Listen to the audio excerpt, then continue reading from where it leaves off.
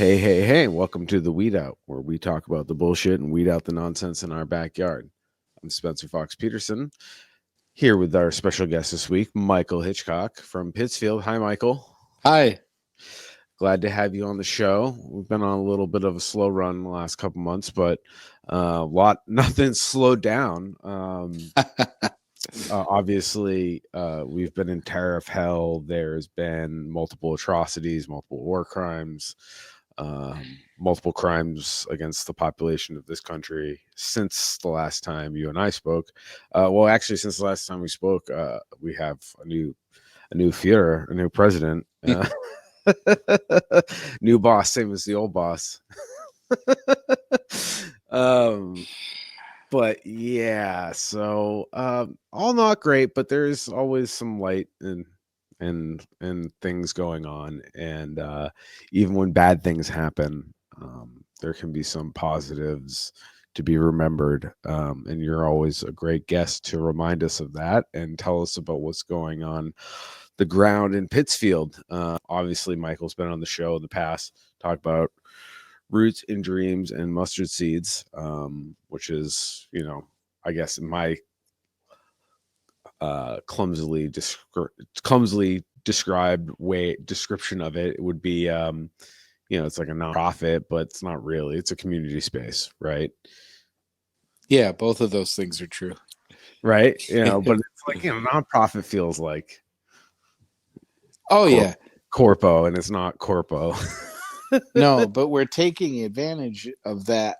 Like, there's a thing. Nonprofits were invented by rich people so that they could have more influence on the world and look cool doing it. So we took advantage of the structure of a nonprofit so that we could, like, suddenly I'm getting invited to big secret special meetings the way these nonprofit types are. Right. So it's like just a way for us to sneak in, another way for us to wield power. There's the never ending argument. I think it's probably happened since the dawn of human systems, of do you change from the inside or you tear it down? And there's no right answer, because like you just said, that you get access, like Bridget, my wife, has mentioned, as a social worker, she's essentially a cop. Yeah. And there's a lot of baggage there. You have a lot of shit, like you could lose your license if you don't report something, or like you don't necessarily want to section somebody, which means you lock them away for 48 hours. You don't want to do that, so you roll the dice, and then something happens, then all of a sudden your notes are under scrutiny, and all of a sudden you lose your license, you lose your income. And so there's a lot of coercion in the system, but also when you're inside, you get heads up on shit, and there is like ways for you to kind of be the best that you can be. That's right. So like, the argument can go both ways. I definitely lean on the other way of like, fuck that off-grid, more anarchist thought process, but like I recognize that's just one. It's a tool, so you're using the nonprofit thing as a tool is what I'm getting at. And exactly, there's a million, sometimes a spade is important, sometimes a trowel is important. Yeah. In this case, you're just edging, just going along the garden, just keeping the edges nice along the garden. That's right. I cut my hair. That's what I guarantee all the people I work for or work with is, like, if you're ever in court, I keep my hair trimmed and I can show up in court and look like a respectable so-and-so and defend the hell out of you. Like, not as a lawyer, but as a member of the community, as a witness. A character witness. Yeah. And before all the stuff we're probably about to talk about, I told everyone, if anything happens where it goes too far, obviously we will put essays and resources to defend whoever needs defending. Like, I'm not against working with radicals. It's that I'm doing my thing from here. Yeah. The reality is, not everybody's ever going to think the same way. Yeah. And I think that's where I kind of I tend to veer towards anarchism as like a personal philosophy, not necessarily as a political philosophy.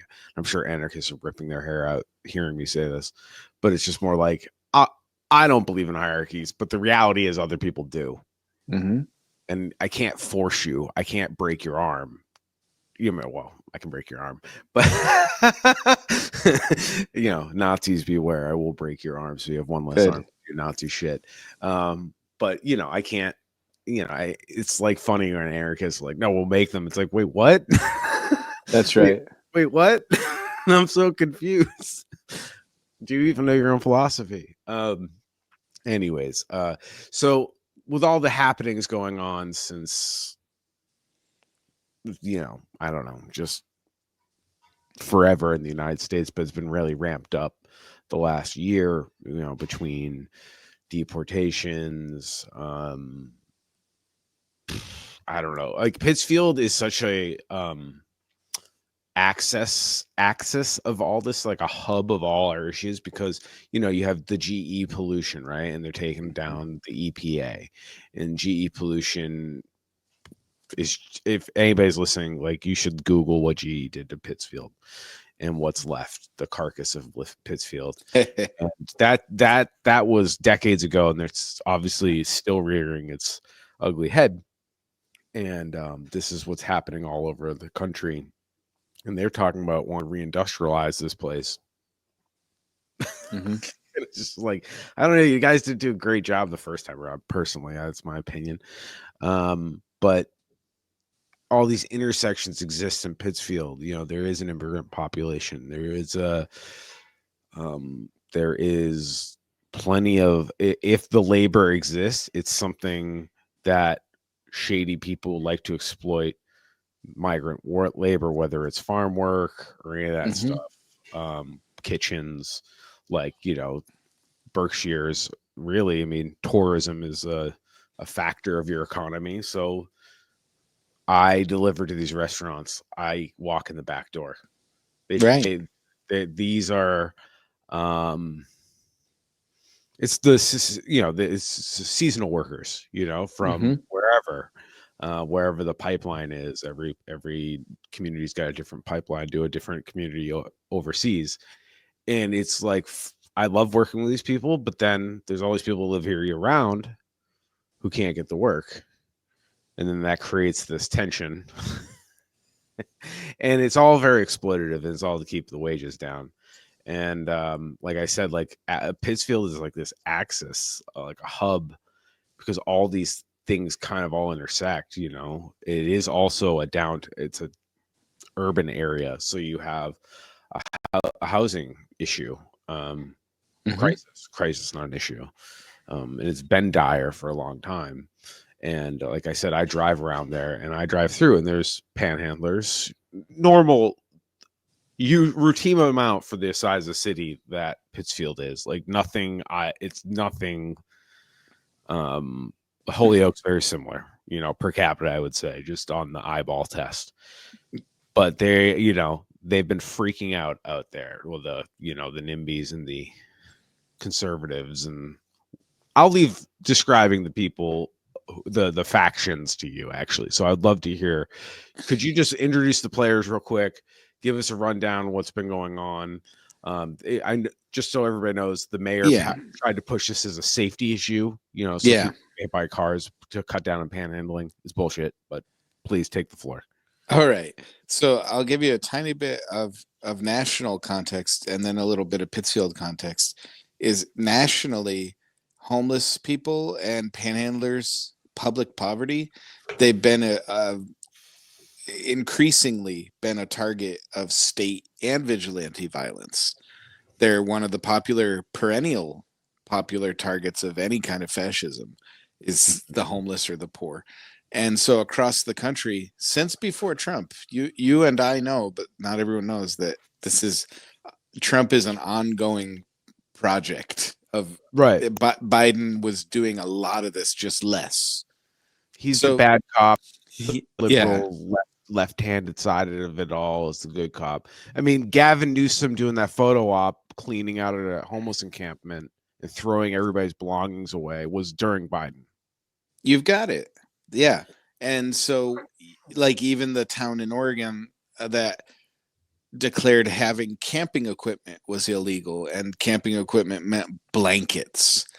And that kind of thing is passing town to town everywhere so that they can keep sweeping homeless encampments. So, working in the food pantry over the last few years, every winter when I'm working on Saturday nights, I'll get people coming in saying, "Yeah, the cops took my tent, the cops took my blankets, they took all my stuff," and it's just like people already living in the woods, and so they're not all panhandlers are homeless, obviously, but there's a crossover.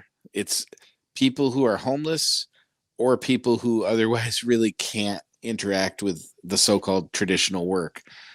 Panhandling is just like a safety valve almost. It's almost all they have, some of them.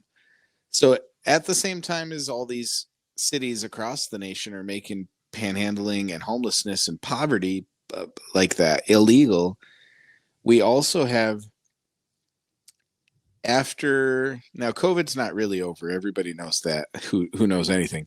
But Most people who listen to this podcast, but if you're new to the podcast or you're not paying attention to COVID, we've been losing a 9/11's worth of people every month or yeah, every week. I forget, something absurd, 3,000 people at a time. yeah, Not like at the height of the pandemic, it was 3,000 people a day. I think it's 3,000 people a month now. yeah. But still, it's a It's 9/11 a month. That's right, but it doesn't count for whatever reason. And so after our government and economy decided not to take it seriously, the rents really started to go up. So we have also here in Pittsfield, some of the old neighborhoods, you'll see the rents are double or triple what they were just 5 and 10 years ago, especially in certain neighborhoods where millionaire philanthropists, real estate investor types like Milltown Capital, no offense, guys, hi, but they Are you they sure? No offense. yeah, I'm a little sure. Okay. They can take offense. I would like that. Okay. They like, one lady came into the food pantry and she said, "Oh, I got granite countertops and my rent went up $700 a month," and now she's homeless. She was crying when she said it. She was Yeah. not Yeah. happy. No, And that's what they do. so during all this time of all these rising prices and this increasing criminalization, the last mayoral race in Pittsfield, both candidates decided to make it a pledge to get rid of panhandlers. It's a good reactionary meat and potatoes thing, that just like people who never ever would walk on the sidewalk ever, they would only drive through the downtown. People who never interact with real people there, they only just go where they're going.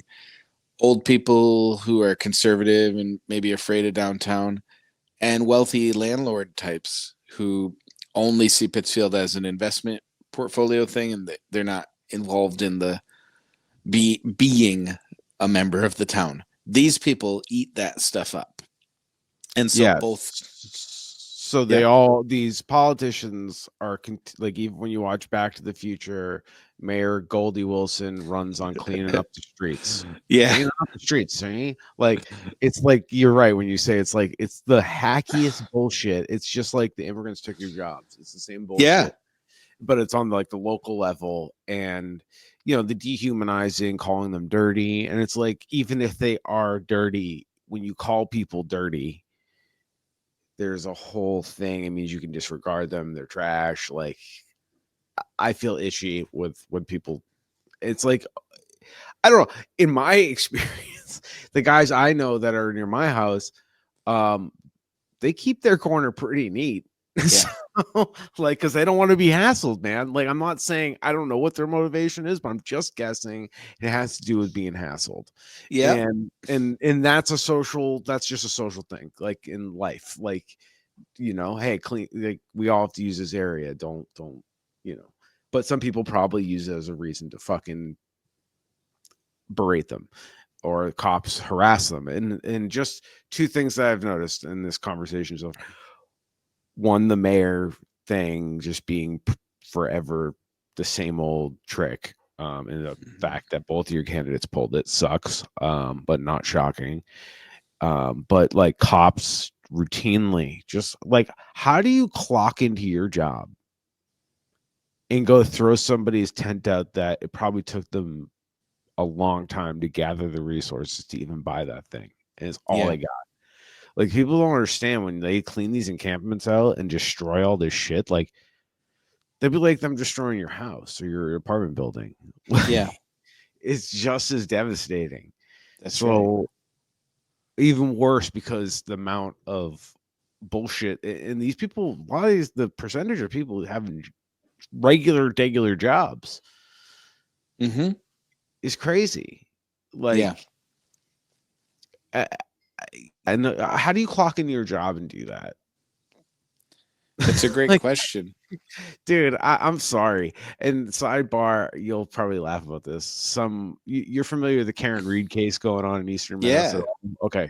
So, the girlies they love this stuff. It's the true crime wet dream. And this woman from Eastern Mass posted on TikTok, got fed in my algorithm, about to go to Easter dinner, family full of cops, and ask them if they think Karen Reed is innocent. And it's like, wink.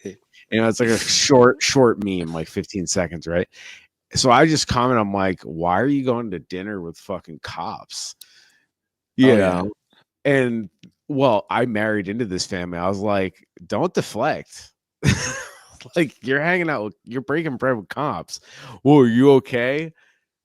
Hey man, you're the one choosing to eat with these people, like, and you're telling the internet, like, I don't know what to tell you. Like, please revout. Like, who are you people? Like, yeah, that your brother-in-law who's a cop, punch him in the mouth next time you see him. Like, his job is to throw people's tents out. It's crazy. Sorry, I shouldn't. It's this is my right as my podcast. So yeah, that's right. I fucking hate cops so much. Anyways, tell us more about how the cops are ruining people's lives in Pittsfield. Yeah.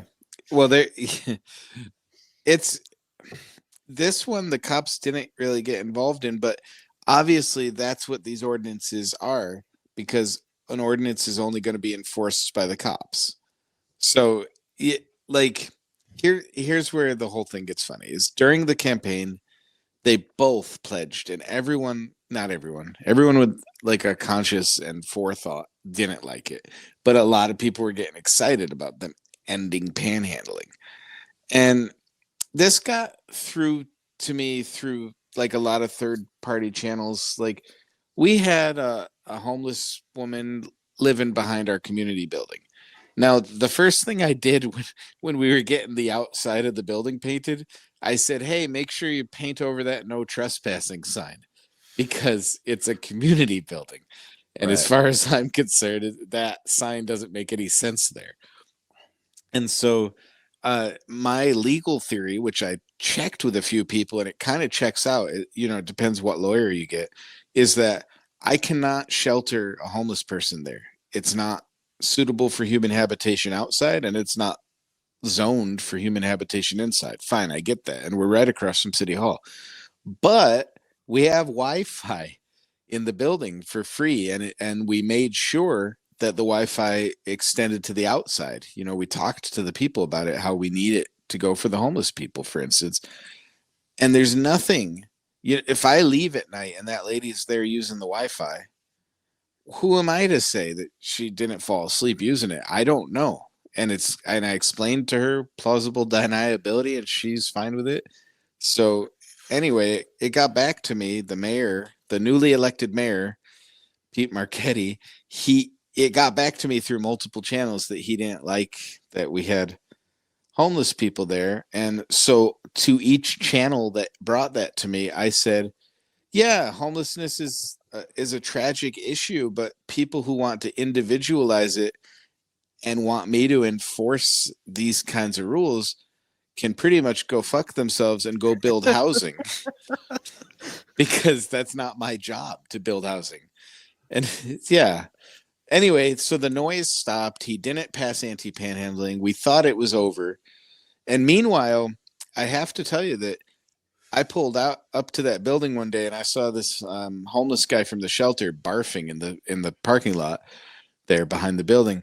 And he said, "Oh shit!" He thought he was in trouble. I said, "Oh my god, you're not in trouble. Are you okay?" And we talked a bit. And I said, "Hey, just so you know, I got to go in. I'm doing something, but you guys are welcome here. There's no such thing as loitering here." I painted over that. I pointed to the sign. I painted over the no trespassing sign. You guys are always welcome here. And so for the rest of the year, a crew of homeless guys cut the grass and picked up the trash there. And it was just like, it still makes me tear up sometimes because that's just neighbor shit. And Right. it didn't take much. They all understood the sincerity that I Yeah, was no, offering.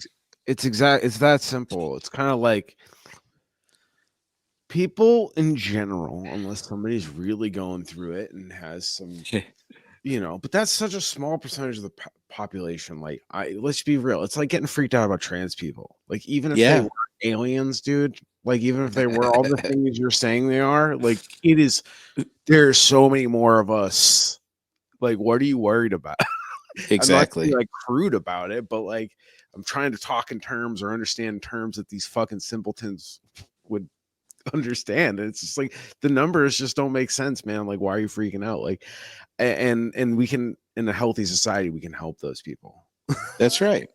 But the rest of people, they just want to like, hey, I am living proof personally. I don't want anything. I just want to get up, do a little productivity thing, maybe, go to work for a couple hours, come home, do a couple hours stuff around the house, go to bed, rinse, repeat. Like, that's all I want to do. And I Yeah. want to take care of my business and like like the work stuff. Like, I don't go above and beyond. I'm not like breaking my neck for the boss man, but like I make sure all the shared spaces that we all use, like, you leave it as good as you found it. Like, you take pride and care, and everybody else does their part, and it works out great. It works out great. It's like my workplace, like, I talk about capitalism and selling food for profit. Like, that's a different conversation. But the workplace, the people that work there, we have an understanding of, you take care of your shit, we all take care of the stuff we share, and there's no problems. It really isn't. And it all kind of just takes care of itself. Like, when a new guy comes on, he sees like, oh, there's never any trash in the truck when I get in. And I That's make right. trash. Like, I eat a sandwich, I do whatever. Huh. And like, you don't even have to fucking tell anybody. It just gets done. And I'm sure everybody's different slobbiness in their own cars. Sure. I even go through phases where I'm a slob and then I'm like uptight about it. Like, well, anyways, so the whole thing with the mayor, it's so funny when you're like within eyesight of his workplace. That's like a really funny, like, there must be a lot of Curb Your Enthusiasm moments, or like Office, like, look at the camera moments, like, because you interact with these people enough. Well, for the most part, I am like steadfastly and stubbornly radical in most of the views, but I'm so reasonable and kind and polite to the individual in front of me that for the most part I have a really decent relationship with all the city employees, except maybe the mayor who's mad at me for what happened next, but everyone else kind of likes me Well, that's or good. pretends to. Yeah. You have a lot more restraint than I'll ever have. But please, so let's move the story. What happens next after you allow these people to use the Wi-Fi and kind of be on the property? Well, everything's quiet for a while, and we think all the specter of this being cruel to homeless people and poor people is over. And then I forgot which one of the people in my network saw it first, but we all share the news to make sure everyone saw it. So somebody told me the Ordinances and Rules Committee was bringing back a median safety ordinance. And I looked at it, and it was so fucking obvious that it was not about safety. First of all, Berkshire Regional Planning put out a traffic safety report, and I attended like a couple hours of meetings about that thing, and I read the whole thing. And panhandling wasn't in there. There's other things that made traffic unsafe, but no mention of panhandling in the top. Not even the top 12 reasons could even be tangentially related. So anyway, they when I saw that, I brought it to the attention of a guy, Fernando Leon, who I work closely with. Not he is in his own organizations, but I work closely with him on projects. And he has a really interesting thing that he shares with my wife where I don't ever know if people want me anywhere or care what I have to say. But Fernando, like my wife Nicole and co-director, they know where I'm wanted or needed, and they will tell me to go to a meeting. And in my mind, I'm like, well, why would I go there? It's useless for me to go. I'm nothing. But when I listen to them, really great things happen. So Fernando pretty much made me go to a Berkshire Interfaith meeting where they discuss issues and talk about what to concentrate on. And so I explained that this ordinance basically it was going to outlaw people from standing within 5%, 5 feet of the roadway in these targeted areas. And it was like Park Square on the sidewalk, the medians near Park Square, the median over by Stop and Shop, and I forgot where the other, but it was one other hot panhandling spot. Oh, down on Pittsfield Lennox Road. But anyway, it was just targeting the panhandling spots. You can't stand within 5 feet. You can't obstruct traffic. You can't hold up a sign that obstructs traffic or distracts drivers. And you can't sit or lie in the roadway, which, as you might be aware, beggars don't do that. Panhandlers don't do that. That's just some language to give some extra criminalization to protesters who block I was traffic. just gonna say, all this Yeah. applies to your First Amendment. Like, all this is a violation of your First Amendment. Like, you can't be out there with a big sign saying "fuck Mayor." What? Remind me of his name. I thought you were going to say McCheese, but it's Marchetti. I wanted to say Garcetti. I don't know why, but Marchetti. Yeah. What's his first name? Peter. He likes Pete. Marchetti. He sounds like his family owns a bunch of car dealerships. Yeah, he's a little bit affluent. He's a bank manager, a former bank manager. And let me just say, so he was really poorly treated years ago he ran for mayor against some other scumbag. And that guy just kept talking about how gay Pete was. And it was really gross and rude. And it's something that is kind of unforgivable. And it always gave me a soft spot towards Mayor Pete because, like, it's just like what Alex Morris got screwed by Richie Neal. It's like painting them with this, making gay gross and then making that your whole campaign. It's just unacceptable.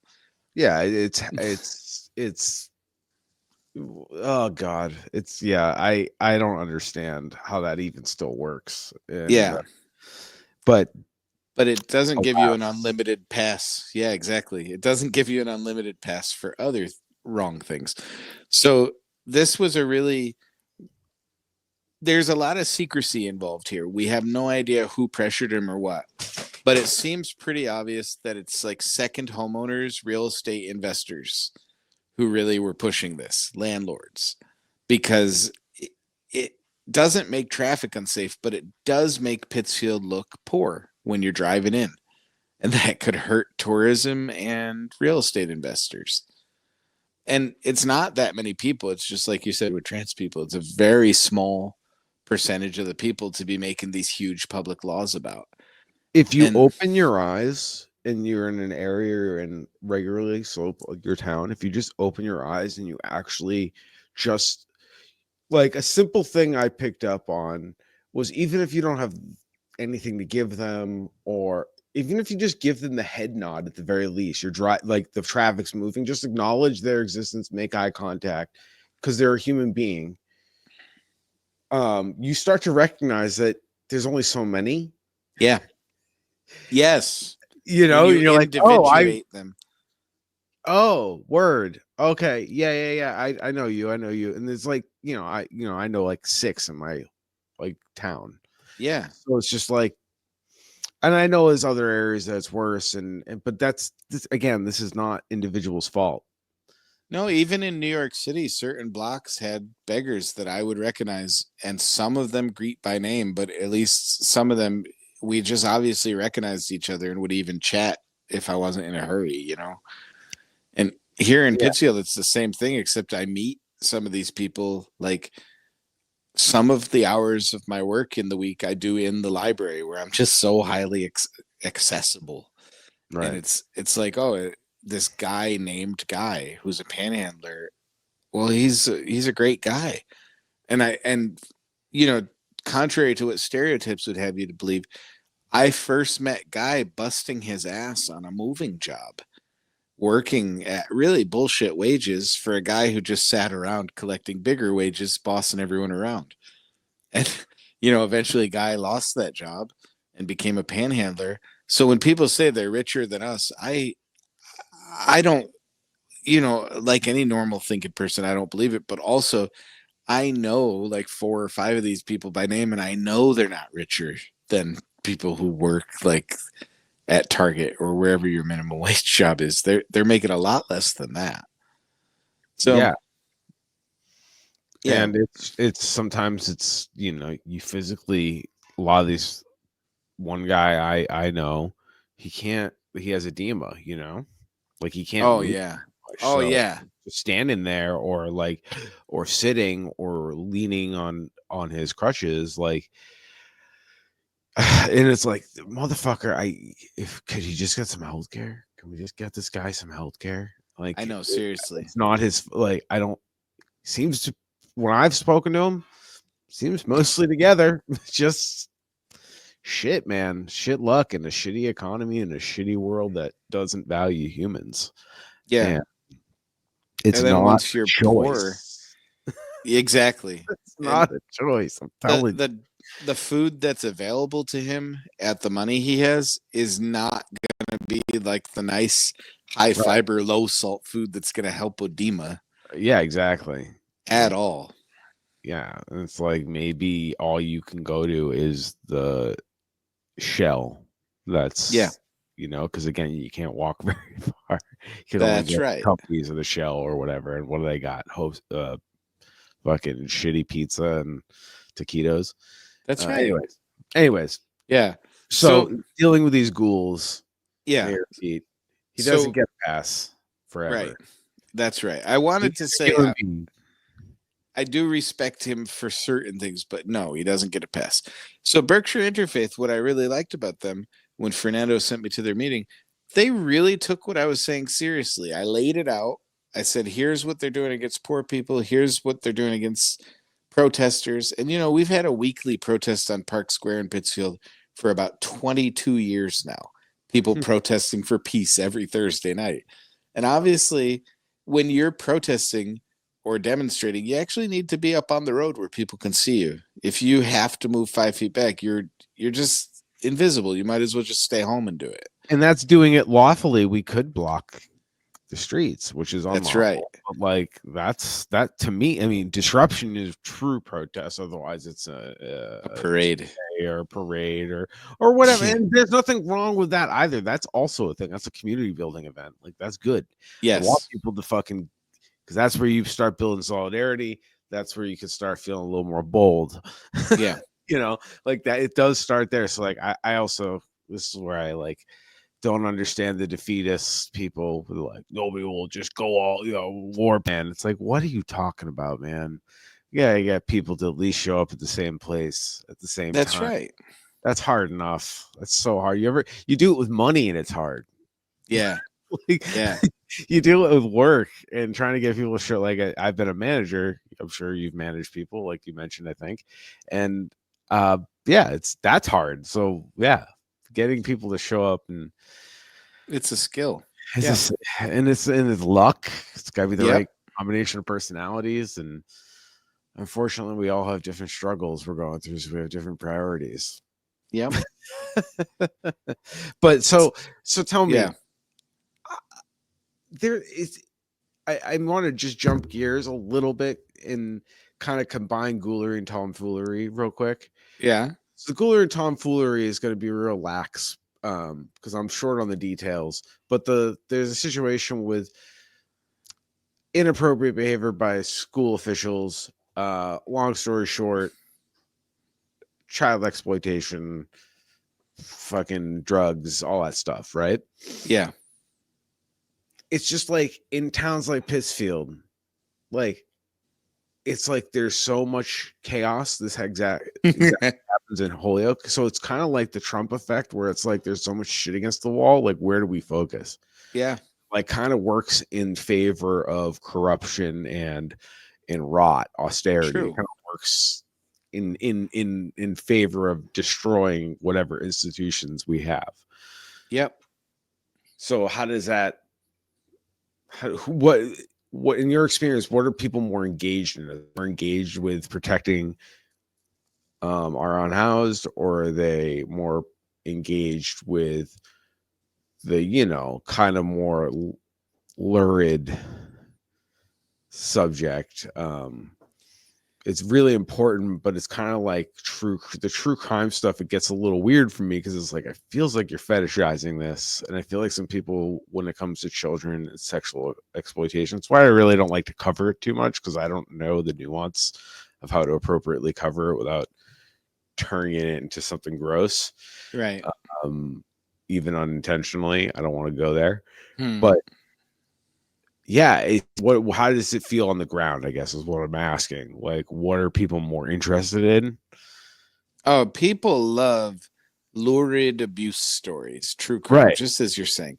So that is a hot one right now. But I've come to this point where, yes, it's important to recognize the vibe and where people are at. But I've also recognized that if you get the right people and the right amount of them with the right press coverage, you actually can control the vibe a little bit. So, for the time where it was necessary for the people to care about this panhandling thing, that was a hot topic in town. Right now, I'm not doing anything with the vibe of what people are talking about. I'm doing my own thing, and so I think everybody is kind of really hot on this teacher abuse thing, the selling drugs to students and sexting with them. People love those kinds of stories. They love them. Yeah, it's bizarre, man. Like, it's this is part of, so we'll just call this segment Ghoulery and Tomfoolery, because I'll tie it to Barstool Sports. Actually, you remember that website? Yeah. So Barstool Sports still exists, but back in the day it was more of a magazine, and then it became a blog back when blogs were a thing. I think they still blog, but I think it's more Twitter or Reddit. But regardless, they used to like rate the school teacher sex scandal. So like they would find by hotness, like and just like of the lurid detail, like there was like bonus points for all the fucked up shit, like, and it's just like, dude, we are so desensitized to it in a way. It's like we are more like those documentaries about the Nickelodeon kids and stuff. While like it is important to get the stories out there, and whatever these people want to do, like I'll let them. No judgment there, but the way people are consuming it is troubling for me. I'm like, seriously, this is, you guys are a little too into understanding child exploitation. This is border thing uncomfortable, but yeah, that's the Ghoulery and Tomfoolery. It's like, in Shelburne Falls, there's a cop who's running for higher office who's involved with a student, or she was a student. They started dating when she was a student, and they don't see, they're like they don't see that cops are abusing their power. Like, they just see lurid details, like sex messaging. And I'm like, I think they think it's okay as long as the girl was hot. That's how fucked up it is. They say, oh, was that child hot? Then this is acceptable. Wait, was the guy right wing or left wing? Okay, he was right wing and the child was hot. No problem. That's how they Right. go. It's weird. It's weird. And it's the same thing with unfortunately with Sandra Birchmore. Same deal. Yes. Yes. But she was and it was a class thing with her too. Like, Yes. you know, she only had one parent at the time. I don't know if her dad was dead or not in the picture, but just disregarded because of their class status. And, like you just said, rated on their perceived attractiveness. It's just like it's so gross. It's so fucking Yeah. gross. And that's what Yeah. we're surrounded with all the time. Yep. And I love football, but Bill Belichick is dating a 24-year-old. Yeah, it's gross. I've seen it. It's disgusting. It's like, bro, what are we doing? No offense. Yeah. No. It's offense. I'm offended. Yeah. I'm good. offended. Sir, I'm offended. What are you doing? What do you have in common with a 24? You're 76 or something. Yeah. I don't have anything in common with a 24-year-old. Yeah. I dated a 24-year-old when I was 34, 33. It was horrible. It was horrible. That's like right where, like, I feel like once you hit 40, a 10-year gap's not crazy. Right. But yeah, I don't know, man. I don't get the gap thing, and it seems creepy. Somebody's getting abused. I'm sorry. I don't know. I don't know. Yeah, mutual, different types of abuse, abuse intersectionality. Yeah, and I guess if they're both willing, consensual people, and they're both of sound mind, let's just say they are in good faith, I guess like y'all get what you deserve. Yeah. If like one is manipulating the other. Anyways, I don't know why we got into that, but so what is the vibe? What do you think the next step in the banning these homeless well, yeah, let me tell you what happened. This is awesome, actually. Is we got so Berkshire Interfaith took it very seriously, what I told them, and they organized with some clergy. And meanwhile, I reached out to some communists, and then there was a trans organizer in Berkshire Interfaith who reached out to some trans people. And then I reached out to some beggars I knew and some media people.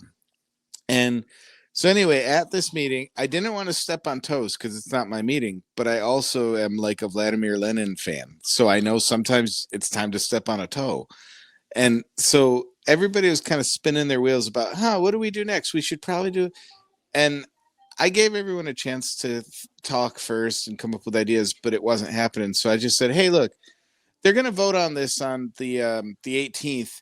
So what if we do protests about 6 days before, so we have time for it to get in the paper right on that Friday, on the weekend before they vote for it, and we get maximum shit stirring going? And they said, yeah, that's great. I said, okay. So they said, should we organize it under Berkshire Interfaith? I said, no. Some people don't like working with other groups. So what if we just organize it under Friends of the Homeless Berkshire County? Then groups who don't like each other can work together under a neutral umbrella term, and nobody has to worry about anyone else stealing their shine. And people said, yeah, I like that. Yeah. So I had been silent through part of it, but I just decided, okay, let me put my thumbs on the scale real hard. And so we all did that. And that day, we got 72 people to show up to Park Square. And it was like a collection of clergy, trans people, communists, and beggars. It was awesome.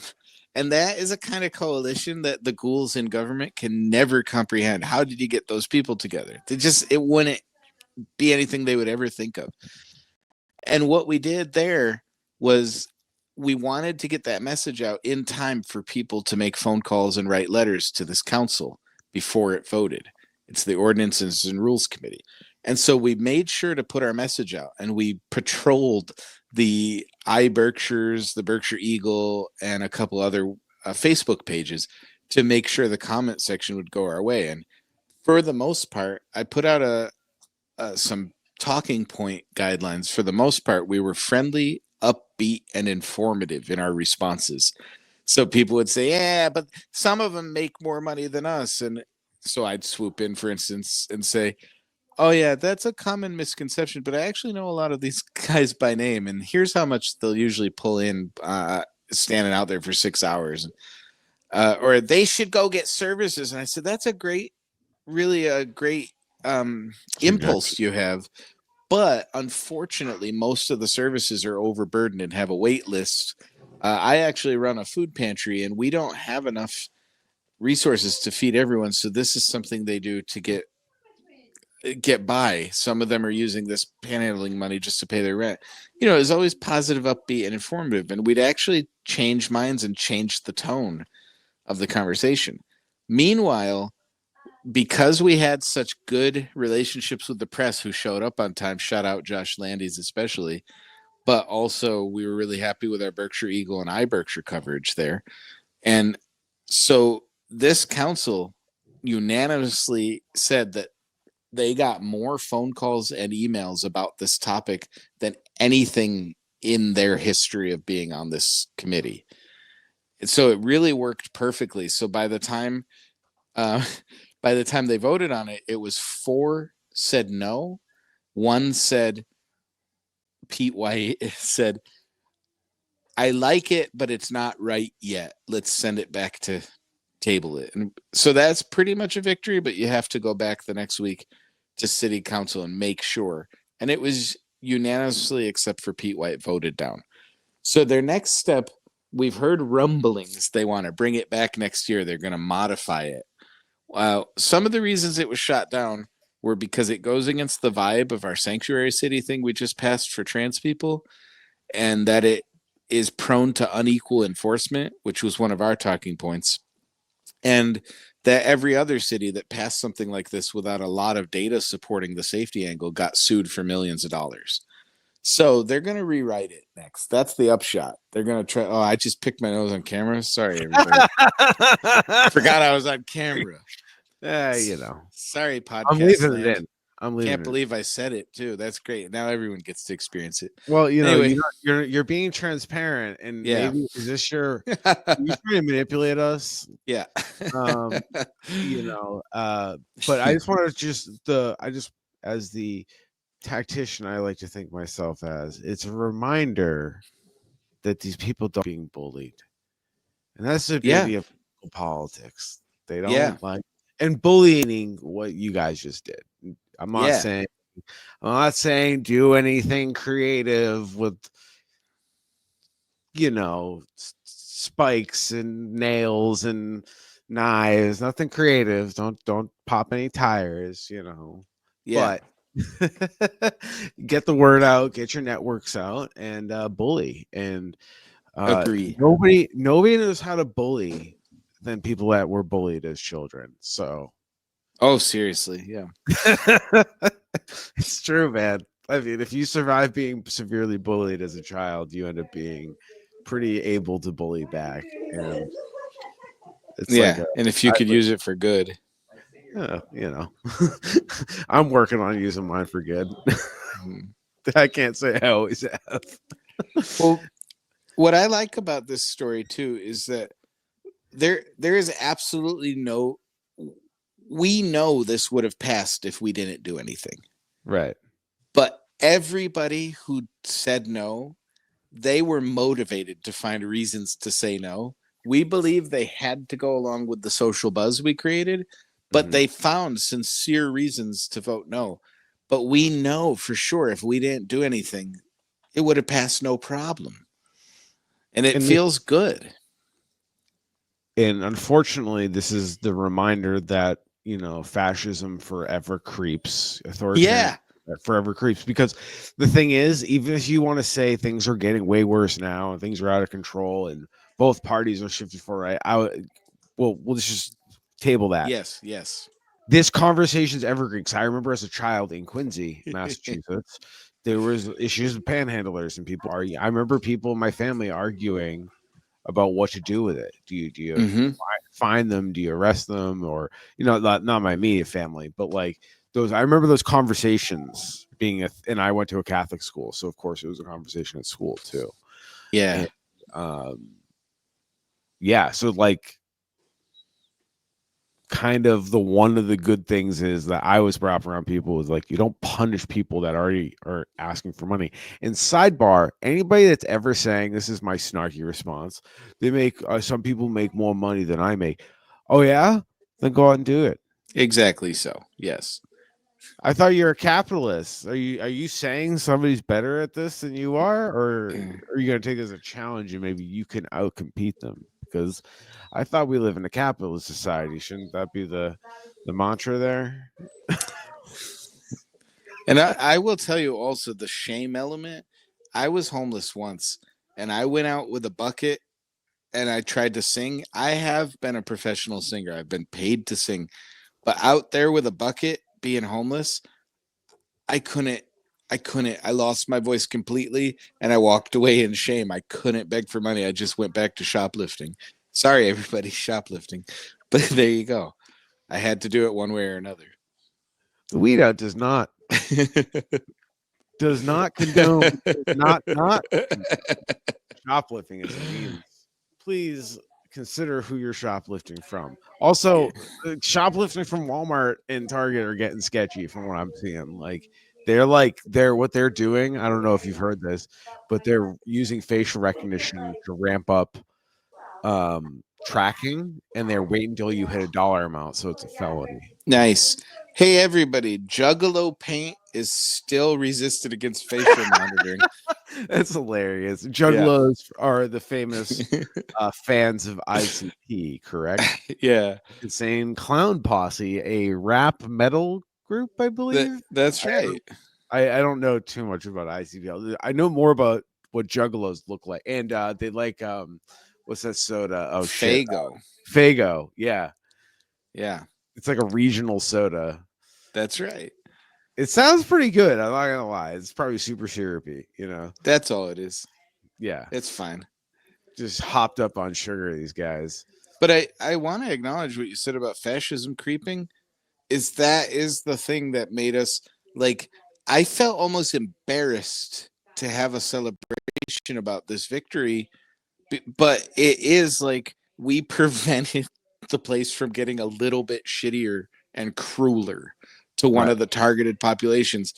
And even though like 13 people got arrested by ICE from Berkshire County while we were in the midst of trying to fight this panhandling thing, and we scrambled, and that's a story for another time, but we scrambled and raised money and paid for lawyers for like 8 families to get, and we've got 3 guys back already now. But all this shit was happening and we really wanted to take it seriously, but we didn't want to drop the ball on our really vulnerable homeless and poor panhandling people. So this whole time, I had like tears in my eyes because we did it, but also tears of shame and embarrassment that like it's such a small, for all of the problems we have, it really was just the one thing. But the one thing you do, the one thing you could reach, an achievable victory that really is important. And a bunch of the people who were involved in the panhandling thing are now involved in the ICE thing. It actually built community and trust. Right. So I don't mind starting small. But anyway, that's the thing I wanted to acknowledge, that creeping fascism is so real. You have to just be paying attention and have a total stubborn, like just no to fascist policies. Any Right. of them. And sometimes there's some things that the fight is bigger than you. Yeah. Like I think body cameras should not be allowed. I think we should be de-arming the cop. We should just be spending money taking their guns away. And you guys want to put a device that they can use for plausible deniability, and then like trying to argue uphill against people. Yeah. About it, it's tough, man. It's tough. And it's like, dude, one of these you're gonna get fucking bopped for DUI because you were slurring your speech on camera. You're really just exhausted. That's right. And now you're just, even if you clear your name, you're just tied up in shit. No. Great. Cool. Like, even if you did nothing wrong, this can happen. And now That's you're right. on camera because you're tired.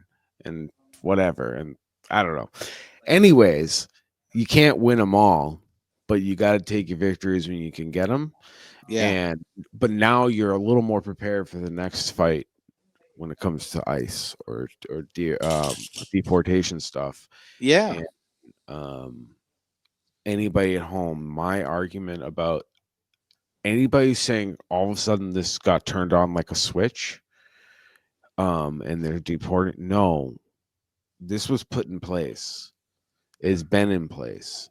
That's right. This ICE DHS stuff since Bush. So this is the fascist playbook. The Democrats are complicit. The Trump is complicit too. The difference now is Trump is purposely flooding the zone with the news, or this administration wants us to see it. Because Yep. like Biden's numbers were fucking ridiculous. He was deporting people left and right, but they were keeping it hush hush. That's right. He was a record breaker. Just like Obama. And Oh yeah. the reality is like Trump wants to do it, just put terror in people. Mm-hmm. And it's just as bad. Well, actually, it's what Trump is doing is worse because he was putting terror in people, but the numbers are close. And That's right. I will admit that the actual people, like the actual Latino people I work with, are more terrified now because it's being done to terrify them. The other, right. I have to admit, especially in mixed company, that Biden was cruel and deported more people, but at least it followed a racist and unfair, but it followed due process. Even though it was a racist and cruel due process, it at Right. least was being applied equally. And now it's just a terror campaign. Like of the 13 people taken from Berkshire County, one of them had a criminal record and two of them had an ICE warrant. The rest were random. So it's just a terror campaign. And I struggle to have the conversation even with those terms because I'm like, so what? They had a criminal record. Oh yeah, I admire So the one what? criminal. Actually, you'll be happy with this. What At is a the big, crime? Did they kill a capitalist in Cuba? Like what are we yeah, talking about? when Sorry. you said what is the crime, I'm always primed to hear eating a meal, a succulent Chinese meal. But anyway, that's what I always think I'm going to hear. But Oh, that's yeah, this one guy, he, I told a group of like 60 and 70-year-old women that because I'm pushing back on the crime angle, I'm not giving an inch into it. And I told them that he has an incredible criminal record, like a multi-million-dollar drug empire thing where he paid his own bond and bail and didn't want any of our help with anything. And he's going to be fine. He's never going to be hurting again for in his life. He's going back where he came from, but he's richer for it. And I told all these 60 and 70-year-old women who nodded and loved it. I said, what this indicates to me is a man with ambition and savvy and intelligence who had no other route to success than in the criminal world. And if we had only given him the opportunity, he could have been any number of things. And they all were like, yeah, that's right. They were so into it. Oh, I know. But So it's like, I'll close on this note. Like one thing I always am like in awe of and have been in, I recognized it pretty early, but like working in restaurants, I mean, early in that. So I was 18 or so. The idea of going to another country and, maybe you have a cousin, you have some friends, like you have a little bit of network and they kind of point you in a direction, but you get a phone, you find a job yeah, and you can't even speak the balls that takes, yeah, the cojones, the you know, huevos.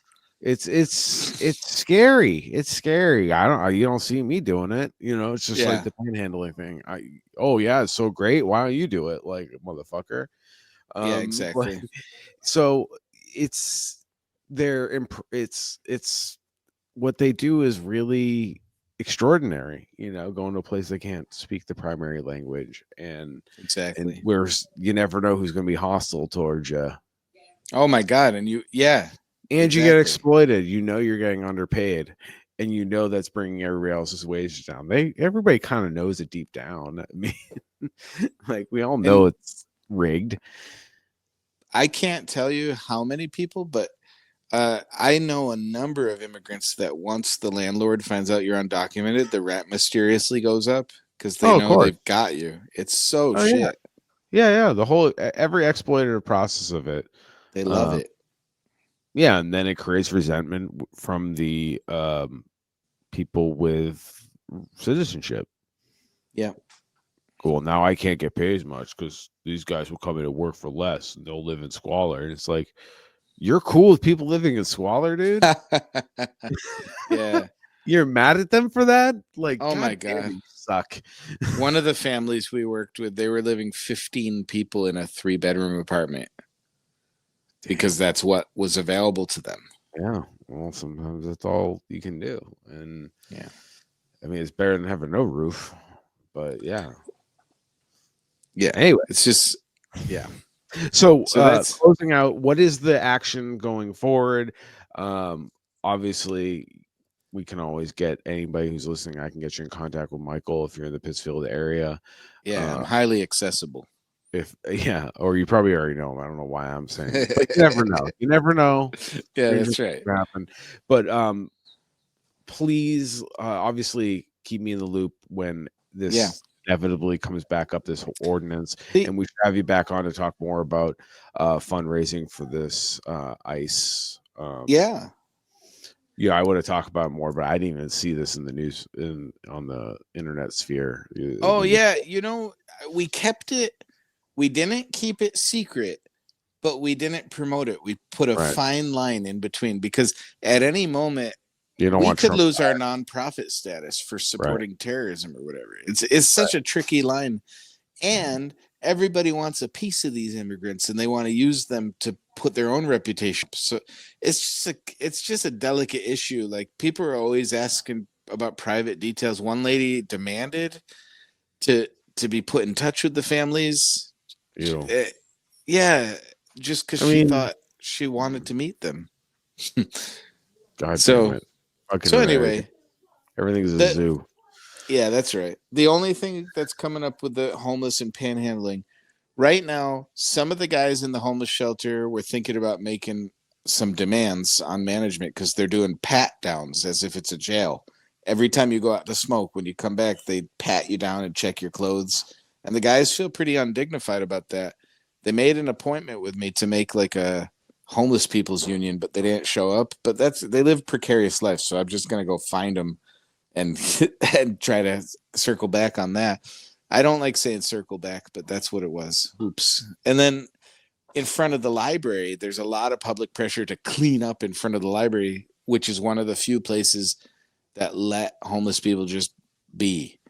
So those are the next two big things going as far as I'm concerned with and then summer is tough with the encampments. People who've been scraping together $20 a night for these flop houses. There's a few flop houses and crack houses where you could pay 20 to just be on the couch. And now that it's warmer, maybe you could use that money better and you sleep outside again. So we can expect now that the police will do more homeless sweeps. They moved them out of Springside Park and into Clap Park. So these are the things to look for next is like more sweeps. Tourist season is coming. They're going to crack down for any excuse they have, especially in front of the library. They say it's an eyesore. Mm. Um, so we'll see.